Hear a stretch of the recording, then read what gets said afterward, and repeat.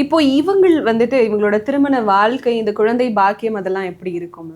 திருமண வாழ்க்கைங்கிறது இப்போ துலாத்துக்கு ஈக்குவலா மனைவி வந்து அமைவாங்க. செவ்வாய் மாதிரியா மனைவியோ கணவனோ வந்து அமைவாங்க. அவங்களும் அந்த சைடு ஒரு சைடு கத்துவாங்க, நம்மளும் ஒரு சைடு கத்தணும். 2 பேரும் நீயும் ஜோடி பொருத்தம் அருமையா இருக்கு. ஆமா, நீயும் கத்து நானும் கத்துறேன், 2 பேரும் கத்துவோம்.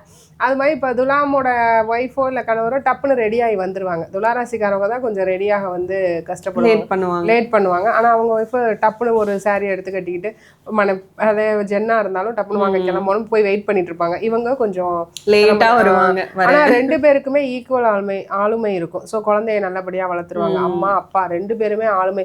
ஒரு ஆள் கூட இறங்கி போக மாட்டாங்க. ரொம்ப ஸ்ட்ரிக்டா பிள்ளைங்களை வளர்க்குறது துலாமோட வாழ்க்கை துணை வந்து ஸ்ட்ரிக்டா பிள்ளைங்களை ரொம்ப ஸ்ட்ரிக்டா நேர்மையா வளர்த்துருவாங்க. கண்டிப்பா. ஆண் பிள்ளை பெண் பிள்ளை அதிக துளாராசிக்காரவங்களுக்கு பெண் பிள்ளைகள் இருக்கு.